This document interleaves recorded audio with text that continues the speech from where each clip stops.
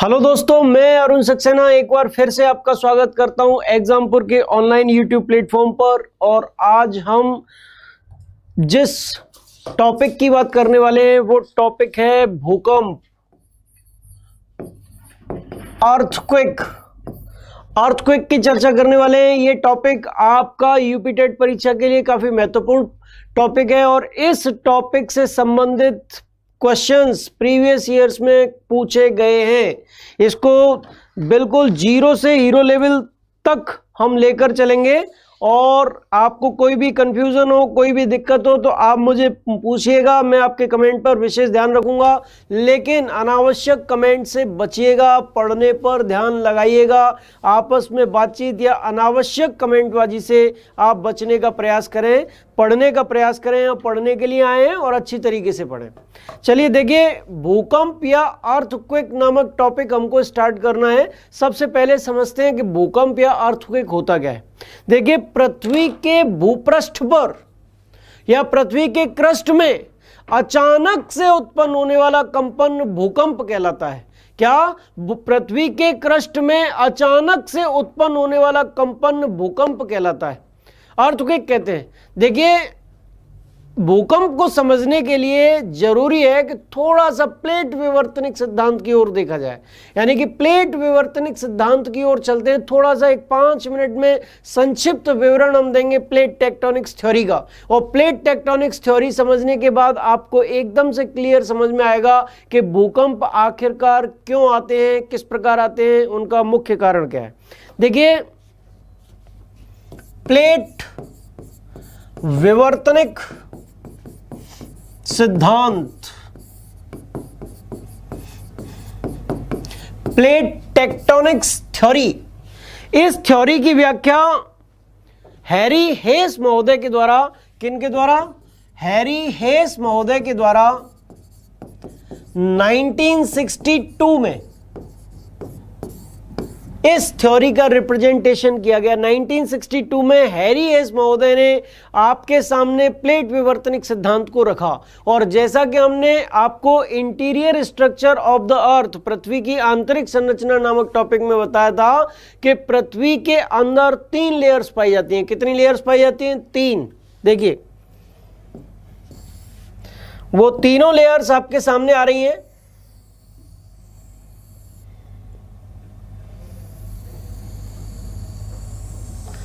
और वो तीनों लेयर्स कुछ इस प्रकार हैं। ऊपर वाली लेयर क्रस्ट है, बीच वाली लेयर मेंटल है और आंतरिक लेयर क्रोड है। यानी कि पृथ्वी अंदर से 3 लेयर्स में डिवाइडेड है, क्रस्ट, मेंटल, क्रोड। क्रस्ट, मेंटल, क्रोड, 3 लेयर्स में पृथ्वी डिवाइडेड है। यहां पर आपका प्लेट विवर्तनिक सिद्धांत क्या कहता है कि देखिए, एक चीज और समझने का प्रयास करिए। मेंटल का जो ऊपरी भाग होता है, यानी कि 100 से 200 किलोमीटर का जो क्षेत्र है, उसको हम कहते हैं एस्थेनोस्फीयर। क्या बोलते हैं? एस्थेनोस्फीयर या दुर्बलता मंडल। दुर्बलता मंडल। मैंने आपको पिछली क्लास में, कल की क्लास में आपको बताया था कि ज्वालामुखी क्रिया के दौरान जो मैग्मा निकलता है वो इसी दुर्बलता मंडल के से निकलता है। इसको बोलते हैं दुर्बलता मंडल।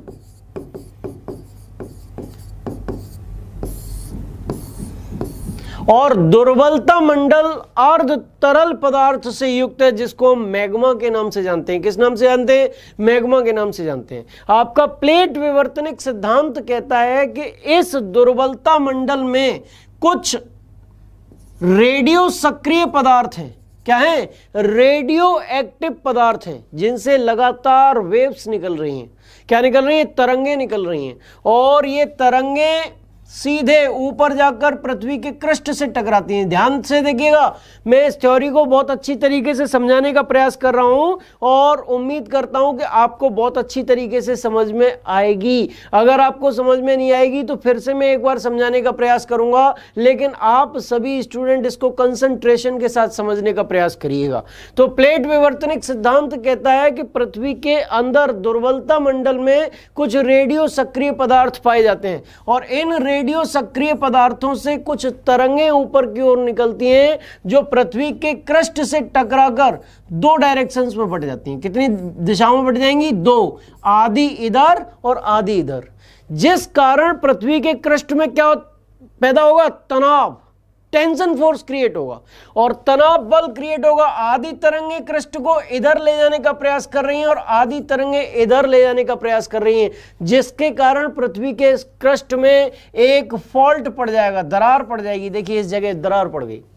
ठीक इसी प्रकार की क्रियाविधि यहां पर हुई, यहां भी एक दरार पड़ी। ठीक एक क्रियाविधि यहां पर हुई, यहां भी एक दरार पड़ गई। इसी प्रकार की एक दरार यहां पड़ गई और इन दरारों के कारण पृथ्वी का क्रस्ट कुछ टुकड़ों में डिवाइडेड हो गया, कुछ टुकड़ों में डिवाइड हो गया और पृथ्वी के क्रस्ट के ये टुकड़े ही क्या कहलाते हैं? प्लेट। क्या कहलाते हैं? प्लेट कहलाते हैं।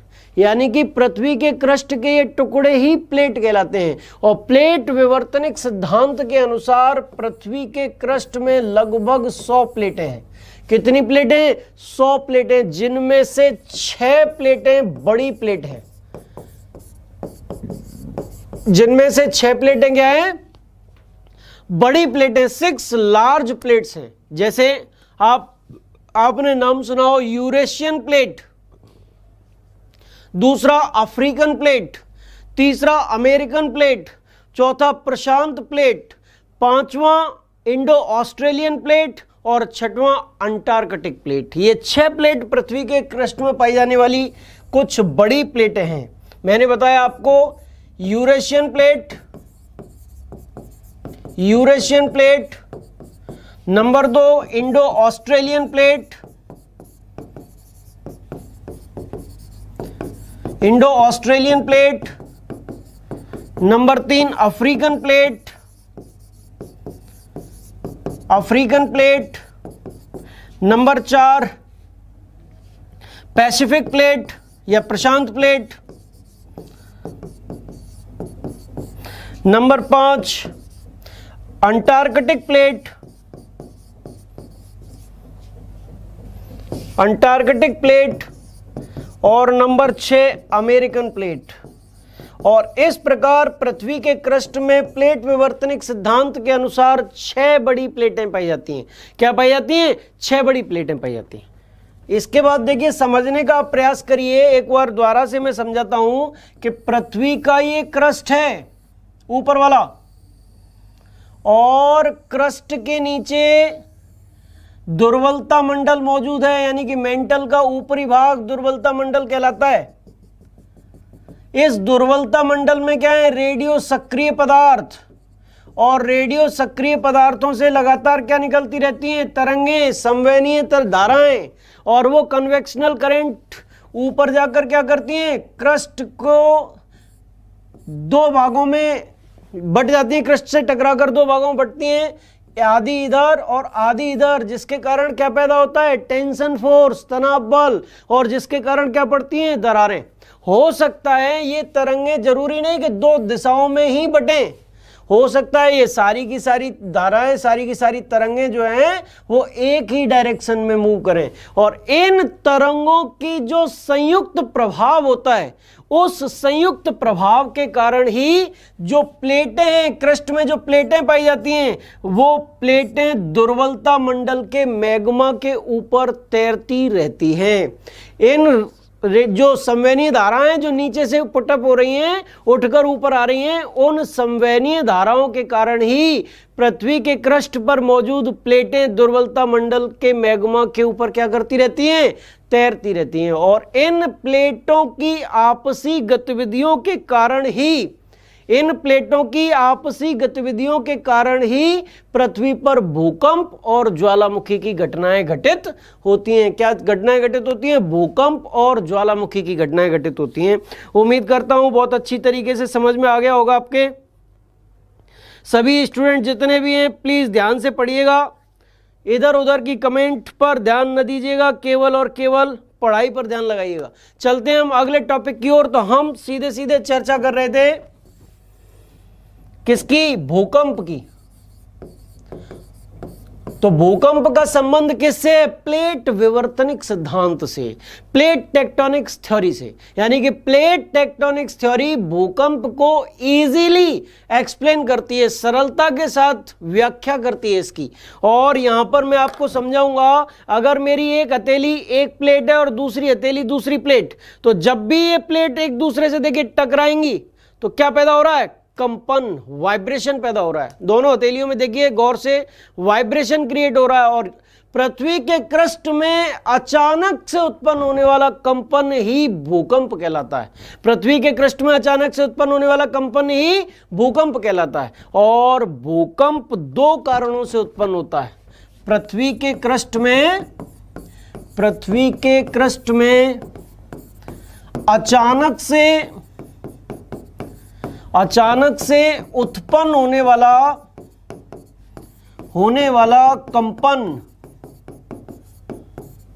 कंपन vibration, a sudden vibration in the crust of the earth is known as earthquake. ये क्या कहलाता है? आपका भूकंप कहलाता है। और इस भूकंप के दो कारण होते हैं। क्या होते हैं? दो कारण होते हैं। एक कारण प्राकृतिक या नेचुरल है और दूसरा ह्यूमन मेड या मानव निर्मित है। दो कारणों से भूकंप पृथ्वी के क्रस्ट में आ सकता है।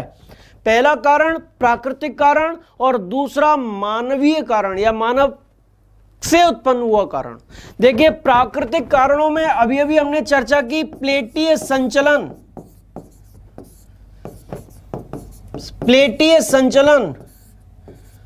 Plate movement. दूसरा ज्वालामुखी क्रिया इत्यादि भूकंप के प्रमुख प्राकृतिक कारण हैं। और इनको एक बार दोबारा से समझने का प्रयास करिए।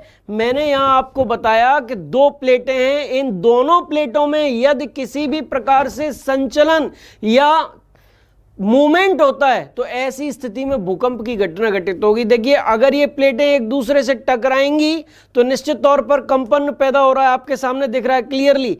और अगर ये प्लेटें एक दूसरे से दूर जाएंगी तब भी क्या पैदा होगा? कंपन। और वो जो कंपन है वो क्या है? वाइब्रेशन। और वाइब्रेशन को ही क्या कहते हैं? भूकंप। अ sudden vibration in the crust of the अर्थ क्या है? भूकंप। जब कभी भी किसी प्लेट में अचानक से तीव्र विस्फोट होता है और तीव्र विस्फोट के साथ ज्वालामुखी की घटना घटित होती है, तब भी प्लेट में क्या पैदा हो जाता है? कंपन। और क्या आता है? भूकंप। इसके साथ साथ, प्राकृतिक कारण के साथ साथ भूकंप के कुछ मानवीय कारण भी हैं। क्या है? मानवीय कारण भी हैं। जैसे टेक्टोनिकली अनकॉन्स्टेंट इलाकों में या विवर्तनिक रूप से अस्थिर क्षेत्रों में, कहने का मतलब जहां दो प्लेटें आपस में मिल रही हों, उन इलाकों में अगर आप सड़क का निर्माण करें, अगर आप उन्हीं इलाकों में बांधों का निर्माण करें, अगर आप उन्हीं इलाकों में परमाणु परीक्षण करें, तो ऐसी स्थिति में जो दो प्लेटें जिन जगहों पर मिलती हैं, यानी कि जो विवर्तनिक रूप से अस्थिर इलाके हैं, उनमें क्या पैदा होगा? कंपन पैदा होगा, वाइब्रेशन पैदा होगा। और वाइब्रेशन के कारण ही क्या आएगा? भूकंप आएगा। देखिए, इसको समझाते हैं हम। विवर्तनिक रूप से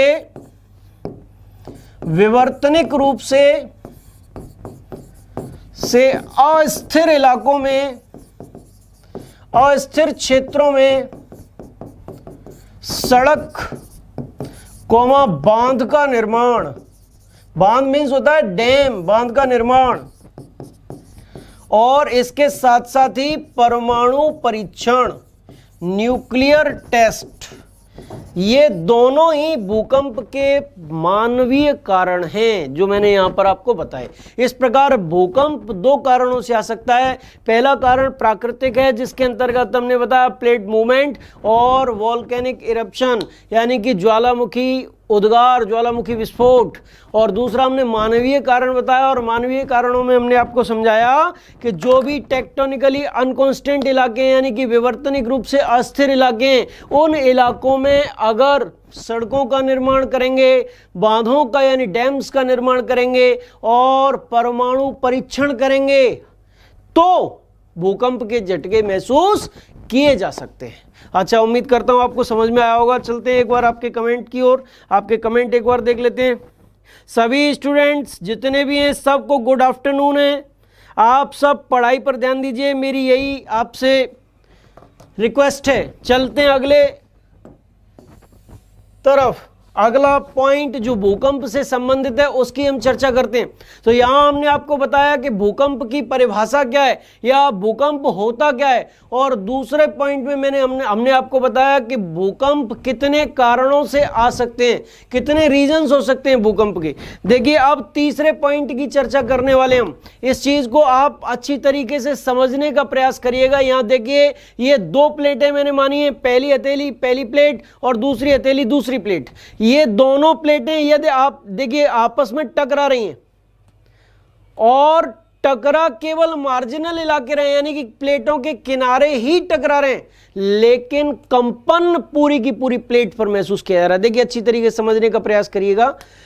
टकरा केवल मार्जिनल ये वाले इलाके रहे हैं, लेकिन कंपन पूरी की पूरी प्लेट पर महसूस किया जा रहा है। इसका सीधा सीधा तात्पर्य है कि जिस जगह पर ये टक्कर हो रही है, जिस जगह पर भी टक्कर हो रही है, उस जगह से कुछ वेव्स, कुछ तरंगें पैदा हो रही हैं, और वो तरंगें पूरी की पूरी हथेली पर फैल रही हैं या पूरी की पूरी प्लेट पर फैल रही हैं, और जहां जहां वो तरंगें जा रही हैं वहां वहां भूकंप के झटके महसूस किए जा रहे हैं, कंपन महसूस किया जा रहा है। इसका मतलब कि भूकंप के दौरान कुछ विशेष प्रकार की तरंगें उत्पन्न होती हैं। और जी हां, ये बिल्कुल आप सही समझ रहे हैं। भूकंप की क्रियाविधि के दौरान 3 प्रकार की तरंगें पैदा होती हैं। कितने प्रकार की? 3 प्रकार की तरंगें पैदा होती हैं।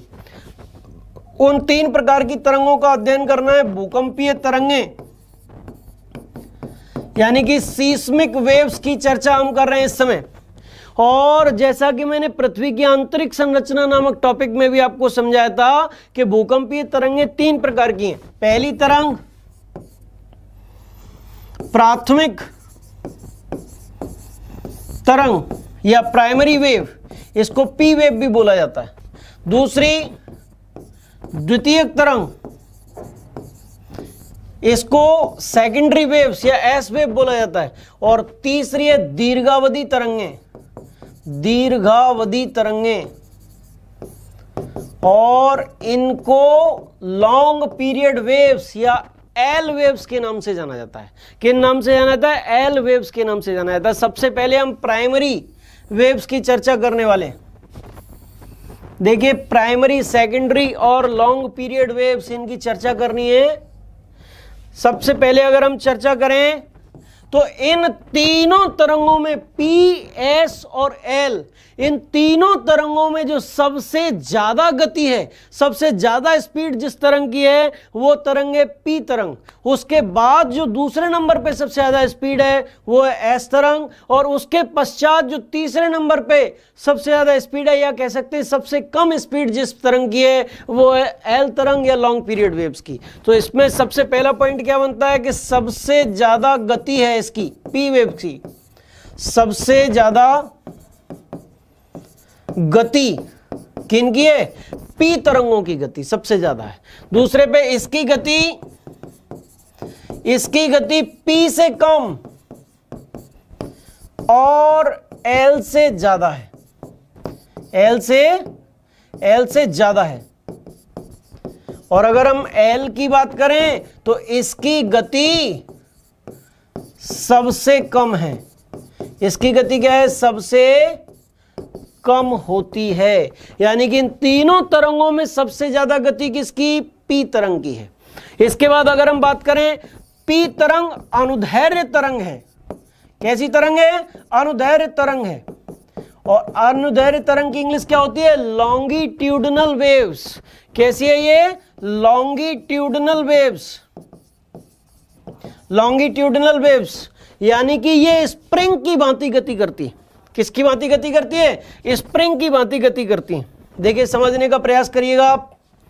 स्प्रिंग को जैसे दबा के अगर छोड़ा जाए तो स्प्रिंग किस प्रकार गति करेगी? देखिए, कुछ इस प्रकार, विरलन संपीड़न, विरलन संपीड़न, विरलन संपीड़न, कुछ इस प्रकार। यानी कि पहले दबेगी, फिर एकदम से उछलेगी, फिर दबेगी, फिर उछलेगी। इस प्रकार से विरलन और संपीड़न के रूप में स्प्रिंग गति करती है। और कुछ इसी प्रकार की गति पी तरंग की भी होती है। इसको हम कह सकते हैं स्प्रिंग की भांति, स्प्रिंग की भांति, या हम यहां कह सकते हैं ध्वनि की भांति, साउंड वेव्स की तरह, साउंड वेव्स या स्प्रिंग की भांति पी तरंग की गति होती है। इसके बाद अगर हम एस तरंग की बात करें तो ये अनुप्रस्थ तरंग है।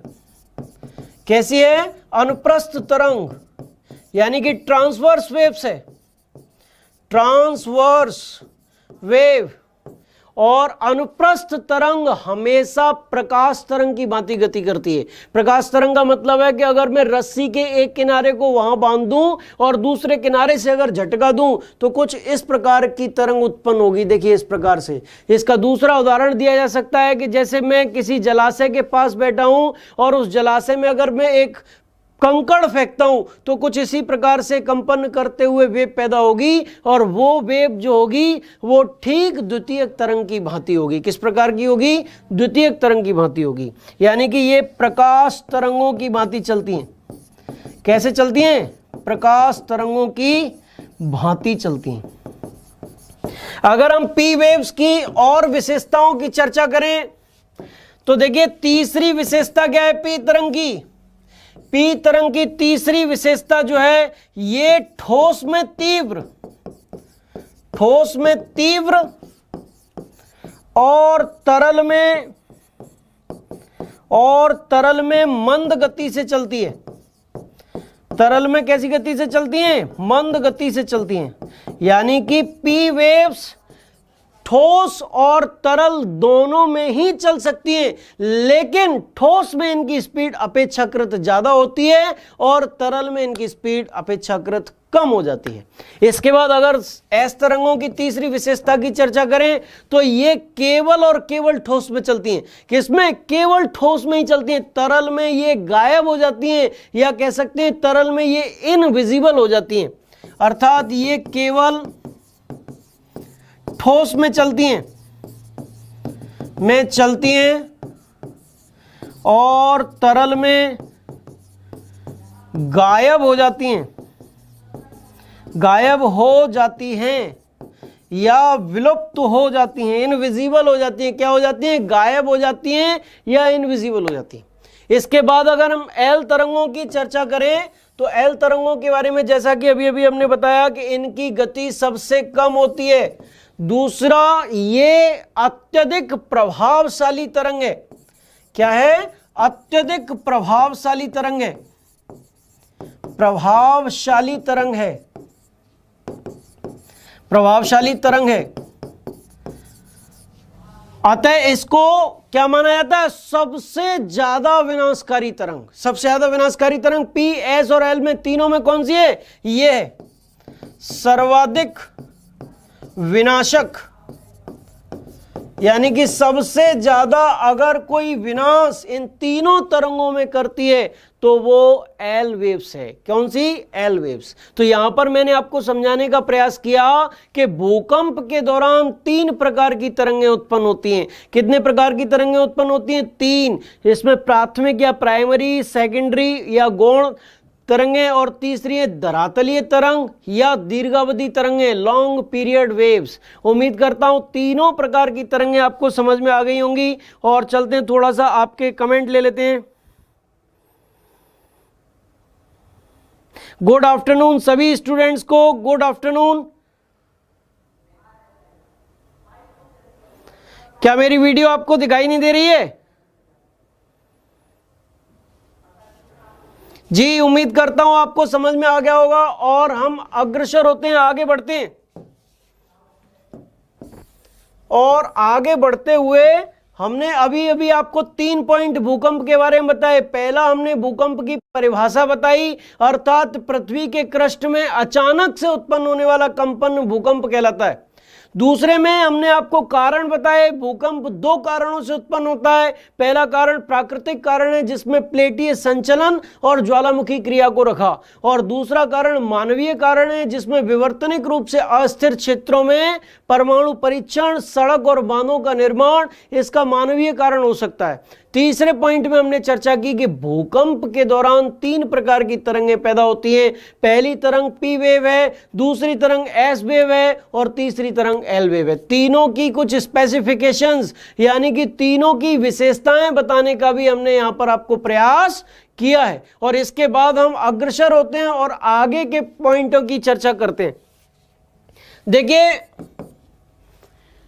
ये तीनों या कह सकते हैं कि सीस्मिक वेव्स, भूकंपीय तरंगें पृथ्वी के अंदर जिस बिंदु से चलना प्रारंभ करती हैं, मान लीजिए ये पृथ्वी का धरातल है और धरातल के जिस बिंदु से, समझने का प्रयास करिएगा, पृथ्वी के अंदर जिस बिंदु से भूकंपीय तरंगें चलना प्रारंभ करती हैं, मैंने माना कि इस बिंदु से भूकंपीय तरंगों ने चलना प्रारंभ किया, तो जिस बिंदु से भूकंपीय तरंगें चलना प्रारंभ करती हैं वो बिंदु भूकंप मूल या फोकस के नाम से जाना जाता है। किस नाम से जाना जाता है? भूकंप मूल या फोकस के नाम से जाना जाता है। और भूकंपीय तरंगें क्रस्ट के जिस या धरातल के जिस भाग पर सबसे पहले पहुंचती हैं, अर्थात भूकंपीय तरंगों को सबसे पहले जिस बिंदु पर महसूस किया जाता है उस बिंदु को भूकंप अधिकेंद्र, क्या बोला जाता है? भूकंप अधिकेंद्र के नाम से जाना जाता है। भूकंप अधिकेंद्र यानी कि एपी सेंटर के नाम से जाना जाता है। एपी सेंटर के नाम से जाना जाता है, यानी कि पृथ्वी के अंदर जिस बिंदु से भूकंपीय तरंगों ने चलना प्रारंभ किया वो भूकंप मूल, और धरातल के जिस बिंदु पर सबसे पहले उनको महसूस किया गया वो भूकंप अधिकेंद्र कहलाता है। ध्यान रखिएगा, ये दोनों पॉइंट काफी महत्वपूर्ण है। पीजीटी लेवल के एग्जाम्स में इन क्वेश्चंस को पूछा जाता है। जिस बिंदु से भूकंपीय तरंगों ने चलना प्रारंभ किया उसे क्या कहते हैं? भूकंप मूल, और पृथ्वी के धरातल के जिस बिंदु पर सबसे पहले भूकंपीय तरंगों को महसूस किया गया उसे क्या कहते हैं? भूकंप अधिकेंद्र। विशेष तौर पर ध्यान रखिएगा। अगले पॉइंट की ओर हम चलते हैं, भूकंप से संबंधित, और भूकंप से संबंधित अगला पॉइंट काफी महत्वपूर्ण है। इसको आप बड़े बारीकी से समझने का प्रयास करिएगा। सारे स्टूडेंट बड़े गौर से क्लास ले रहे हैं, बहुत अच्छी तरीके से, खामखा की अनावश्यक कमेंट भी नहीं कर रहे हैं। बहुत अच्छा लग रहा है मुझे। आपके जितने भी समस्याएं मैं उनको सुलझाने का पूर्ण प्रयास करूंगा। आप अच्छी तरीके से क्लास लीजिए, मैं आपसे वायदा करता हूं मेरी क्लास आपके लिए बहुत यूजफुल रहेगी, और साथ ही जितने भी टाइप के क्वेश्चंस विभिन्न कॉम्पिटिटिव एग्जाम्स में टॉपिक वाइज बनते हैं उन क्वेश्चंस को भी मैं कराने का पूर्ण प्रयास करूंगा। इसके बाद जो अगला पॉइंट भूकंप से संबंधित आ रहा है वो ये है कि भूकंपीय तीव्रता का मापन जिस यंत्र से किया जाता है वो यंत्र सीस्मोग्राफ कहलाता है। यानी कि भूकंपीय तीव्रता का मापन, सीस्मिक इंटेंसिटी का मापन किस यंत्र के द्वारा होता है? भूकंप लेखी यंत्र, भूकंप लेखी यंत्र या सीस्मोग्राफ, या सीस्मोग्राफ। ये काफी महत्वपूर्ण पॉइंट है। देखिए, काफी महत्वपूर्ण पॉइंट है, और यूपी टेट की परीक्षा में 2014 में, वर्ष 2014 में क्वेश्चन आया था कि निम्नलिखित में से भूकंपीय तीव्रता का मापन किस यंत्र के द्वारा होता है, और उसका आंसर है सीस्मोग्राफ यंत्र के द्वारा। किसके द्वारा? सीस्मोग्राफ यंत्र के द्वारा। और इस सीस्मोग्राफ यंत्र में 3 प्रकार के स्केल्स का प्रयोग किया जाता है। 3 में से किसी भी एक प्रकार के स्केल का प्रयोग किया जाता है, और वो जो स्केल्स इसके अंतर्गत प्रयुक्त किए जाते हैं वो है रोसी-फिरल, रोसी-फिरल, दूसरा है मर्केली, रोसी-फिरल, मर्केली, और तीसरा स्केल जो इस समय सबसे ज्यादा महत्वपूर्ण है वो है रिक्टर पैमाना। यानी कि 3 प्रकार के पैमानों का प्रयोग सीस्मोग्राफ मशीन के अंतर्गत किया जाता है, जिसमें रोसीफेरल पहला है, दूसरा मर्केली और तीसरा रिक्टर। और इसमें रिक्टर पैमाना सबसे महत्वपूर्ण है। यूपी टेट परीक्षा 2011 में आपसे सीधा सीधा प्रश्न पूछा गया था, किससे संबंधित? रिक्टर पैमाने से संबंधित क्वेश्चन था कि निम्नलिखित में से भूकंपीय तीव्रता का मापन किया जाता है, और उसमें सीस्मोग्राफ विकल्प में नहीं था, उसमें विकल्प में रिक्टर पैमाना था। तो इसलिए उस प्रश्न का जो सही जवाब था वो रिक्टर पैमाना है। भूकंपीय तीव्रता का मापन जिस यंत्र से किया जाता है वो सीस्मोग्राफ है, और सीस्मोग्राफ के अंतर्गत 3 में से किसी एक स्केल का प्रयोग किया जाता है। 3 स्केलों के नाम मैंने लिखे, रोसीफेरल, मर्केली और रिक्टर, जिनमें रिक्टर पैमाना सबसे महत्वपूर्ण पैमाना है। रिक्टर पैमाना क्या है? सबसे महत्वपूर्ण पैमाना। देखिए इसके बारे में थोड़े से व्याख्या करते हैं। इस पैमाने में 0 से लेकर 9 तीव्रता तक का भूकंप मापा जा सकता है। कितना? 0 से लेकर 9 तीव्रता तक का भूकंप।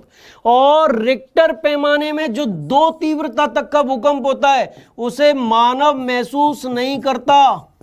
मानव महसूस नहीं करता है। 2 तीव्रता तक के भूकंप को मानव के द्वारा महसूस नहीं किया जाता। इसके बाद अगर हम चर्चा करें रिक्टर पैमाने की, तो देखिए ध्यान से देखिएगा, रिक्टर पैमाना जो होता है उसमें प्रत्येक अगली इकाई, अगली का मतलब 3 2 के सापेक्ष, 4 3 के सापेक्ष, प्रत्येक अगली इकाई पिछली इकाई से, या ध्यान से देखिएगा, प्रत्येक अगली इकाई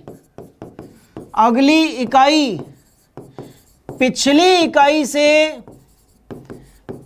इकाई से 10 गुना अधिक तीव्रता, 10 गुना अधिक तीव्रता और 31.6 गुना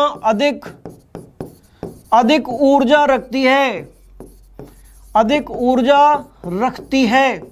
इस पॉइंट को विशेष ध्यान रखिएगा। जो तीव्रता है 10 गुना, वो काफी इंपॉर्टेंट है। यूपी पीसीएस लेवल पर यह क्वेश्चन कई बार पूछा जा चुका है कि रिक्टर पैमाने पर प्रत्येक अगली इकाई पिछली इकाई से कितनी ज्यादा तीव्रता रखती है, तो आप आंसर लगाएंगे 10 गुना ज्यादा। और कितनी ज्यादा ऊर्जा रखती है, तो आप आंसर लगाएंगे 31.6 गुना ज्यादा। यहां आपको समझ में आया? पर अगली इकाई क्या है? आगे वाली इकाई, यानी कि 5 4 के मुकाबले, 4 3 के मुकाबले, 3 2 के मुकाबले 10 गुना ज्यादा तीव्रता रखेगी और 31.6 गुना ज्यादा ऊर्जा भी रखेगी। मैं उम्मीद करता हूं ये पॉइंट भी आपको बहुत अच्छी तरीके से क्लियर हो गया होगा, उम्मीद करता हूं, और मुझे पूरी आशा है कि अच्छी तरीके से आपके समझ में आया होगा। अगले महत्वपूर्ण पॉइंट की ओर चल रहे हैं। ये महत्वपूर्ण पॉइंट भी विभिन्न कॉम्पिटिटिव एग्जाम्स के लिए भूकंप टॉपिक के अंतर्गत काफी महत्वपूर्ण रहने वाला है। ध्यान से देखिएगा, ये मैंने पृथ्वी का ग्लोब लिया, देखिए, और पृथ्वी के ग्लोब पर मैं आपके एक बार कमेंट देख लेता हूं। पृथ्वी के ग्लोब पर, वेरी गुड, सबको समझ में आ रहा है, थैंक यू वेरी मच। इस वीडियो को जितना हो सके आप जो शेयर कर दीजिए, जिससे कि ज़्यादा से ज़्यादा स्टूडेंट इस क्लास का आनंद ले पाएं। किरण यादव जी, आप बहुत अच्छा पढ़ाते हैं, थैंक यू वेरी मच। आपको समझ में आता है, यही मेरी मेहनत का मुझे फल मिल रहा है, थैंक यू वेरी मच। आगे बढ़ते हैं, और यहाँ पर हम बता रहे हैं आपको कि ये पृथ्वी का ग्लोब है। इस ग्लोब में अगर हम देखें तो देखिए मैंने 3 पॉइंट बनाए या 3 शहर बनाए, कोई भी 3 शहर, जिनको मैंने नाम दिया ए, बी और सी। ये 3 शहर हैं पृथ्वी के ग्लोब पर या पृथ्वी के मैप पर मैं बता रहा हूं, और इन तीनों शहरों में भूकंप आया हुआ है। क्या आया हुआ है? भूकंप के झटके तीनों शहरों में महसूस किए गए। यहां पर भूकंप 2004 में आया, मैं मान रहा हूं, एक उदाहरण दे रहा हूं आपको। यहां पर भूकंप 2006 में आया और यहां पर भूकंप 2008 में आया। यानी कि यहां 2004 में भूकंप के झटके महसूस किए गए, यहां 2006 में भूकंप के झटके महसूस किए गए, और यहां 2008 में भूकंप के झटके महसूस किए गए। लेकिन भले ही समय अलग अलग रहा, लेकिन भूकंप की जो तीव्रता है वो तीव्रता तीनों स्थानों पर समान रही। यहां भी 5 5 यूनिट तीव्रता का भूकंप आया, यहां भी 5 यूनिट तीव्रता का भूकंप आया और यहां भी 5 यूनिट तीव्रता का भूकंप आया। और इन तीनों स्थानों को मिलाने के लिए अगर हम कोई इमेजिनरी लाइन खींचें या कोई काल्पनिक रेखा खींचें, देखिए ये काल्पनिक रेखा मैं खींच रहा हूं, तो ये जो काल्पनिक रेखा है इसको हम क्या कहेंगे, समभूकंप रेखा। समभूकंप रेखा या भूकंप समघात रेखा, भूकंप समघात रेखा या आइसोसीस्मल लाइन, आइसोसीस्मल लाइन इसको बोला जाएगा। और ये काफी महत्वपूर्ण प्रश्न है। समान भूकंप, एक सीधा सीधा क्वेश्चन एग्जाम्स में पुटअप होता है, समान भूकंपीय तीव्रता वाले बिंदुओं को मिलाने वाली रेखा क्या कहलाती है? समान भूकंपीय तीव्रता वाले बिंदुओं को मिलाने वाली रेखा क्या कहलाती है? तो आप आंसर लगाएंगे, टिक करेंगे, फटाफट से आंख बंद करके आंसर लगा देंगे, आइसोसीस्मल लाइन। क्या? आइसोसीस्मल लाइन, सम भूकंप रेखा या भूकंप समघात रेखा। इसका जो सही उत्तर होगा वो होगा। चलते हैं अगले पॉइंट की ओर, और अगला पॉइंट काफी महत्वपूर्ण है, वो भी समझने का प्रयास करिएगा। मैं एक बार दोबारा से पृथ्वी का मैप या पृथ्वी का ग्लोब बना रहा हूं, उसमें 3 शहर में एक बार फिर लेता हूं, ए, बी और सी। और इन तीनों शहरों में भूकंप के झटके महसूस किए गए, लेकिन भूकंप के झटकों की तीव्रता अलग अलग है। यहां पर 4 यूनिट तीव्रता रही, यहां पर 3 यूनिट तीव्रता रही और यहां 2 यूनिट तीव्रता रही। लेकिन तीनों स्थानों पर जो भूकंप के झटके महसूस किए गए वो एक साथ महसूस किए गए, यानी एक ही साथ तीनों स्थानों पर भूकंप के झटके महसूस किए गए। यहां पर जो भूकंप आया वो 2004 में, यहां भी 2004 में और यहां भी 2004 में, सितंबर 2004, यहां भी सितंबर 2004 और यहां भी सितंबर 2004, और सितंबर में तिथि थी 5 सितंबर, 5 सितंबर, 5 सितंबर, यानी कि ए, बी, सी तीनों स्थानों पर 5 सितंबर को, 5 सितंबर 2004 को एक साथ भूकंप के झटके महसूस किए गए, लेकिन उन झटकों की तीव्रता अलग अलग रही, केवल समय समान रहा। और ऐसे स्थानों को मिलाने के लिए अगर मैं कोई काल्पनिक रेखा खींचता हूं तो वो काल्पनिक रेखा होमोसीस्मल लाइन कहलाएगी। क्या कहलाएगी? होमोसीस्मल लाइन कहलाएगी। उम्मीद करता हूं आपको समझ में आया होगा।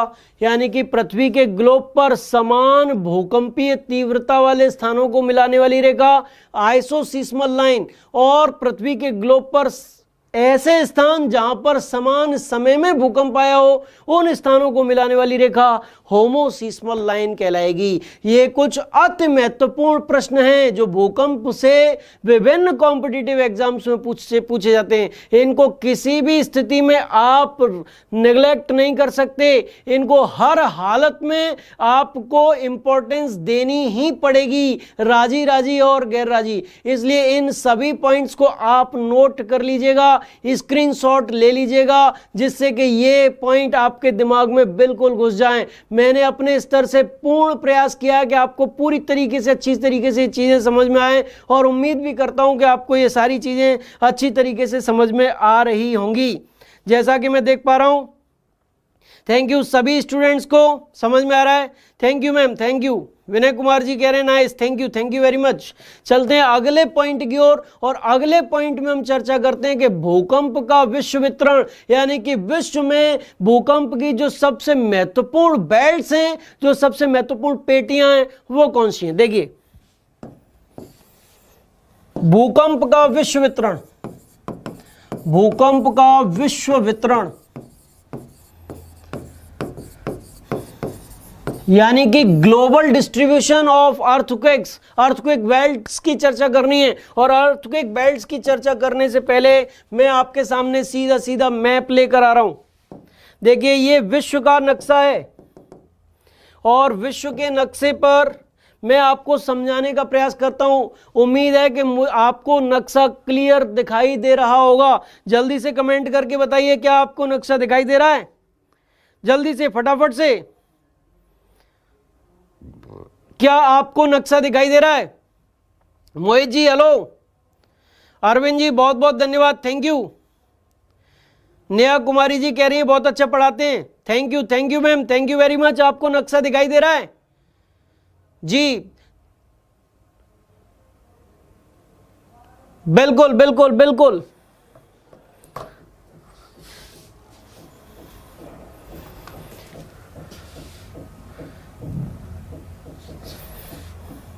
इससे ज्यादा नक्शा जूम नहीं किया जा सकता है।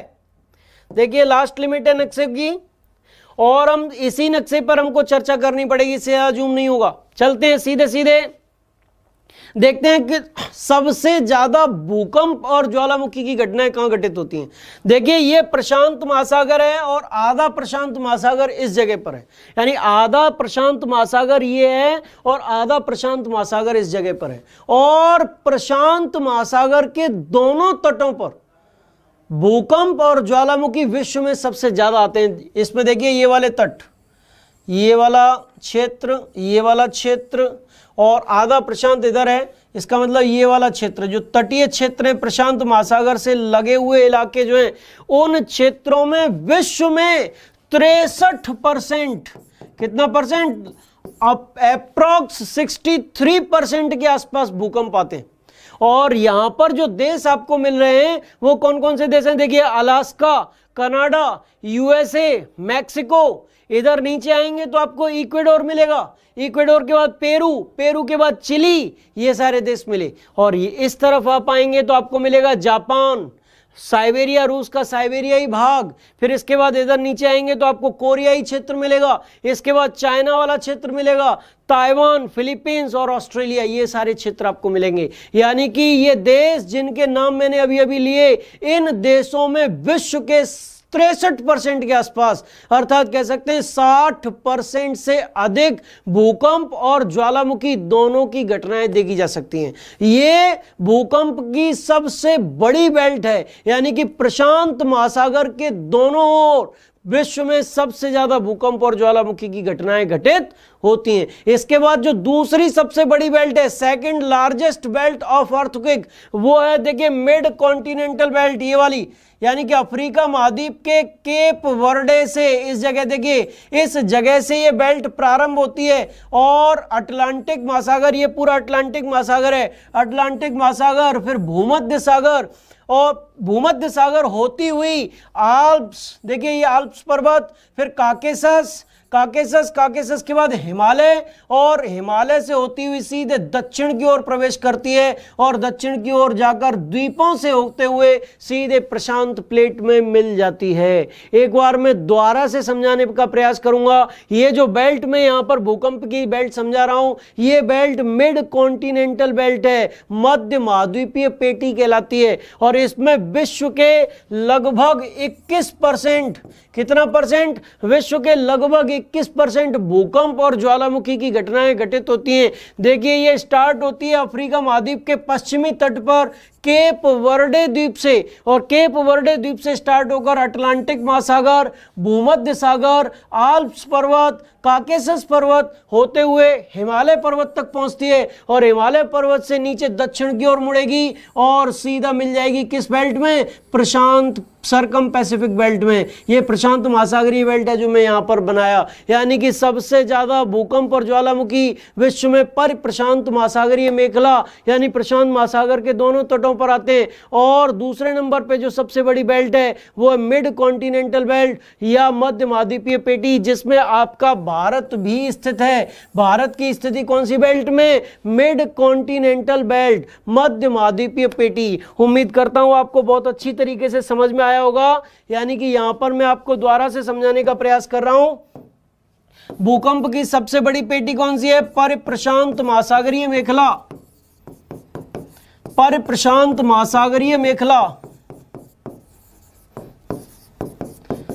जिसमें विश्व के 60% से अधिक या 63% के आसपास भूकंप और ज्वालामुखी की घटनाएं घटित होती हैं। और दूसरा जो बेल्ट है जो भूकंप से संबंधित है, भूकंप और ज्वालामुखी से, वो बेल्ट है आपकी मध्य महाद्वीपीय पेटी, मध्य महाद्वीपीय पेटी। और मध्य महाद्वीपीय पेटी जो है उसमें विश्व के लगभग 21% के आसपास भूकंप और ज्वालामुखी की घटनाएं देखने को मिलती हैं। मैं उम्मीद करता हूं बहुत अच्छी तरीके से समझ में आ गया होगा। ठीक है, इसके लिए मैं क्षमा चाहता हूं, इससे ज्यादा जूम नहीं हो सकता था। मैं जितना जूम हो सकता था उतना मैंने जूम करके आपको समझाया है। चलते हैं, अग्रसर होते हैं। ये भूकंप नामक टॉपिक कंप्लीट हो चुका है आपका, और इस टॉपिक से दो क्वेश्चन आपके यूपी टेट परीक्षा में आए हैं। एक क्वेश्चन 2011 में और एक क्वेश्चन 2014 में पूछा गया। 2011 में जो क्वेश्चन पूछा गया वो पूछा गया भूकंपीय तीव्रता को मापा जाता है, आंसर था रिक्टर पैमाना। और 2014 में जो क्वेश्चन पूछा गया उसमें पूछा गया भूकंपीय तीव्रता को मापने वाला यंत्र है, उसका आंसर था सीस्मोग्राफ। एक बार जितनी भी क्लास में आज मैंने आपको पढ़ाया उसको मैं रिपीट करा देता हूं आपको, आप एक बार फिर से इसको समझने का प्रयास करिएगा। तो देखिए सभी बच्चे ध्यान दें, मैंने आपको जो समझाया, मैंने आपको बताया कि पृथ्वी के क्रस्ट पर अचानक से उत्पन्न होने वाला कंपन क्या कहलाता है? भूकंप। भूकंप कितने कारणों से आता है? भूकंप कितने कारणों से आता है? दो। एक कारण कौन सा है? प्राकृतिक, और दूसरा कारण कौन सा है? मानवीय। प्राकृतिक कारणों में क्या बताया था मैंने? प्लेटीय संचलन, ज्वालामुखी की क्रिया, और मानवीय कारणों में मैंने आपको बताया था अस्थिर क्षेत्रों में सड़क बांध का निर्माण और परमाणु परीक्षण। इसके बाद मैंने बताया कि भूकंप के दौरान कितने प्रकार की तरंग उत्पन्न होती हैं? 3 प्रकार की तरंगें उत्पन्न होती हैं, और उन तरंगों के नाम क्या है? PSL, जिसमें सबसे ज्यादा गति किसकी? P की। दूसरे नंबर पे गति सबसे ज्यादा किसकी? S की। और तीसरे नंबर पे सबसे ज्यादा गति किसकी? L की। ये ठोस में तीव्र और तरल में मंद गति से चलती है, ये केवल ठोस में चलती है, और ये धरातल के केवल ऊपरी भागों में ही चलती हैं। इसके बाद हमने आपसे चर्चा की कि पृथ्वी के अंदर जिस बिंदु से भूकंपीय तरंगें चलना प्रारंभ करें उस बिंदु को भूकंप मूल कहते हैं। क्या कहते हैं? भूकंप मूल या फोकस। और जिस बिंदु पर सबसे पहले भूकंपीय तरंगें पहुंचती हैं उसे भूकंप अधिकेंद्र कहते हैं। उसको क्या बोलते हैं? भूकंप अधिकेंद्र, एपिसेंटर बोलते हैं। क्या बोलते हैं? एपिसेंटर। इसके बाद हमने चर्चा की कि भूकंप को जिस यंत्र के द्वारा मापा जाता है वो यंत्र कौन सा है? सीस्मोग्राफ। और सीस्मोग्राफ यंत्र में कितने पैमाने प्रयोग किए जा सकते हैं? 3। नंबर 1 रोसीफेरल, नंबर 2 मर्केली, और नंबर 3 रिक्टर। इनमें से सबसे महत्वपूर्ण पैमाना कौन सा है? रिक्टर। ये भी इंपॉर्टेंट है और ये भी इंपॉर्टेंट है, दोनों से यूपी टेट परीक्षाओं में क्वेश्चन पूछे जा चुके हैं। चलते हैं अगले पॉइंट की ओर। और भूकंप से संबंधित जो अगला पॉइंट हमने आपको बताया वो बताया कि पृथ्वी के ग्लोब पर समान भूकंपीय तीव्रता वाले स्थानों को मिलाने वाली रेखा आइसोसीस्मल लाइन कहलाती है। क्या कहलाती है? आइसोसीस्मल लाइन कहलाती है। इसके बाद हमने आपसे चर्चा की कि पृथ्वी के ग्लोब पर जिन स्थानों पर समान समय में भूकंप आता है उन स्थानों को मिलाने वाली रेखा होमोसीस्मल लाइन कहलाती है। क्या कहलाती है? होमोसीस्मल लाइन कहलाती है। समान समय में जहां कहीं भी भूकंप आता है उनको मिलाने के लिए अगर हम काल्पनिक रेखा खींचें तो वो होमोसीस्मल लाइन कहलाएगी। इसके बाद जिस आखिरी पॉइंट पर हमने चर्चा की वो थी कि सबसे ज्यादा भूकंप कहां आता है? पर प्रशांत महासागरीय मेखला, यानी कि सरकम पैसिफिक बेल्ट। पर प्रशांत महासागरीय मेखला में विश्व में सबसे ज्यादा भूकंप और ज्वालामुखी आते हैं, वो भी कितना? 63% के आसपास। ये आज का टॉपिक जो मैंने आपको समझाया आपको बिल्कुल रिपीट भी कराया। उम्मीद है कि अब आप इस टॉपिक को बिल्कुल भूलेंगे नहीं। आपके सारे के सारे पॉइंट जो विभिन्न कॉम्पिटिटिव एग्जाम्स में आते हैं वो आपको रट चुके होंगे, ये मेरा दावा है। इसके बाद हम आज कुछ मिसलेनियस की ओर चलेंगे और एक ट्रिक की ओर चलेंगे। एक ट्रिक आपको देंगे और फिर विविध की एक टेबल पर चर्चा करेंगे। जल्दी से चलते हैं ट्रिक की ओर। सबसे पहले ट्रिक देखिए, आज की ट्रिक में मैं आपको बताने वाला हूं भारत और पाकिस्तान की सीमा पर जो भारतीय राज्य है की सीमा पर भारतीय राज्य, कहने का तात्पर्य कि पाकिस्तान की सीमा को स्पर्श करने वाले भारतीय राज्यों के बारे में हम ट्रिक की बात करेंगे और इसको हम पंगुल राज नामक ट्रिक से याद कर सकते हैं। क्या? पंगुल राज। पंगुल राज का मतलब पंजाब, गु फॉर गुजरात, ल फॉर लद्दाख, रा फॉर राजस्थान और ज फॉर जम्मू एंड कश्मीर। ये 6 राज्य भारत के ऐसे हैं जिनको पाकिस्तान की सीमा स्पर्श करती है, यानी कि 6 भारतीय राज्यों को पाकिस्तान स्पर्श करता है। और उन 6 राज्यों के नाम आप इस ट्रिक के माध्यम से याद कर सकते हैं। पंगोल राज्य, पंजाब, गुजरात, लद्दाख, राजस्थान और जम्मू कश्मीर। इसके बाद इस ट्रिक के बाद सीधे चलते हैं मिसलेनियस की ओर। एक टेबल आपको याद करनी है और उस टेबल को आप नोट डाउन जरूर करिएगा मेरे साथ साथ। मैं आज चर्चा करने वाला हूं विभिन्न क्रांतियों से संबंधित, कौन सी क्रांति किस क्षेत्र से संबंधित है या किस क्रांति में किस क्षेत्र को बढ़ावा दिया गया, इस चीज की चर्चा करते हैं। एक तरफ हम डालेंगे क्रांति और दूसरी तरफ डालेंगे उससे संबंधित क्षेत्र। ये विविध के अंतर्गत डालिएगा आप, एक तरफ क्रांति या रिवॉल्यूशन और दूसरी तरफ संबंधित क्षेत्र। कहने का तात्पर्य इस क्रांति के अंतर्गत किस क्षेत्र को बढ़ावा देने का प्रयास किया गया। सबसे पहले हरित क्रांति, और हरित क्रांति के अंतर्गत जिस क्षेत्र को बढ़ावा देने का प्रयास किया गया था वो कौन सा था, बताइए फटाफट से। कृषि। हरित क्रांति के अंतर्गत अनाज के उत्पादन को बढ़ाने का प्रयास किया गया था। चलते हैं दूसरा, श्वेत क्रांति। श्वेत क्रांति के अंतर्गत दुग्ध उत्पादन को बढ़ाने का प्रयास किया गया था। तीसरा, गुलाबी क्रांति, और गुलाबी क्रांति के अंतर्गत झींगा मछली उत्पादन, झींगा मछली उत्पादन को बढ़ाने का प्रयास किया गया था। चौथा, लाल क्रांति, और लाल क्रांति के अंतर्गत टमाटर और मांस का उत्पादन बढ़ाने का प्रयास किया गया था। इसके बाद अगली जो क्रांति है वो देखिए पीली क्रांति। पीली क्रांति, और पीली क्रांति के अंतर्गत सूरजमुखी व अन्य तिलहनी उत्पादन, अन्य तिलहनी फसलों के उत्पादन को, जो ऑयल सीड से संबंधित फसलें हैं उनके प्रोडक्शन को बढ़ाने का प्रयास किया गया था। छठवीं क्रांति गोल क्रांति, और गोल क्रांति के अंतर्गत आलू के उत्पादन को बढ़ाने का प्रयास किया गया था। इसके बाद अगली क्रांति है रजत क्रांति। रजत क्रांति, और रजत क्रांति के अंतर्गत अंडे का उत्पादन बढ़ाने का प्रयास किया गया था, अंडा। इसके बाद आठवीं भूरी क्रांति।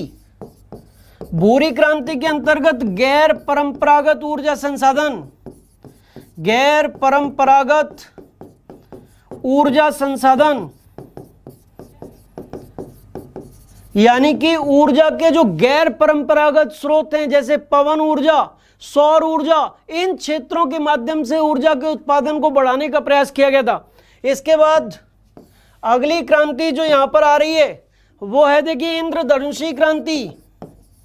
इंद्रधनुषी क्रांति, इंद्रधनुषी क्रांति, और इंद्रधनुषी क्रांति के अंतर्गत कृषि संबंधी समग्र उत्पादन, कृषि संबंधी समग्र उत्पादन, यानी कि कृषि से संबंधित सभी फसलों के उत्पादन को बढ़ाने का प्रयास इसके अंतर्गत किया गया।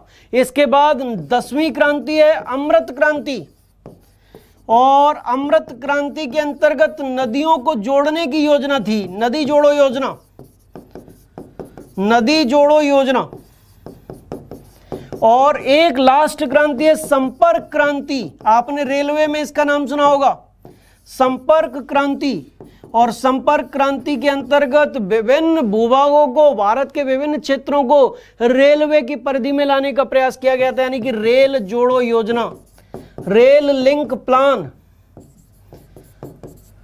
ये आज क्रांतियों से संबंधित चीजें मैंने बताई। विविध के अंतर्गत कल हमने आपको चट्टानों से संबंधित एक टेबल कराई थी कि अवसादी चट्टानों के रूपांतरण से कौन सी रूपांतरित चट्टान बनती है, आग्नेय चट्टानों के रूपांतरण के फलस्वरूप कौन सी रूपांतरित चट्टान बनती है। और आज दूसरी टेबल आपको मिसलेनियस या विविध के अंतर्गत प्रदान की।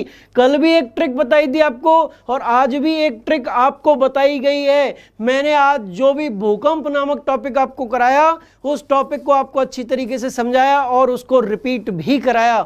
उम्मीद करता हूं बहुत अच्छी क्लास लगी होगी, बहुत ही यूजफुल क्लास आज की रहेगी। निश्चित तौर पर इस क्लास को आप पढ़िएगा और जितना भी हो सके स्क्रीनशॉट लीजिएगा। जो भी चीजें मैंने समझाई उसको नोट डाउन करने का प्रयास करिएगा। कल फिर इसी टाइम पर इसी समय पर हम मिलेंगे। मेरे वीडियोस को लाइक शेयर सब्सक्राइब करना मत छोड़िएगा। आपका भाई आपके लिए काफी मेहनत कर रहा है, आप भी मेरे साथ मेहनत करिए please. Thank you very much, आपने इतना बहुमूल्य समय मुझे दिया। बहुत बहुत धन्यवाद, बहुत बहुत आभार।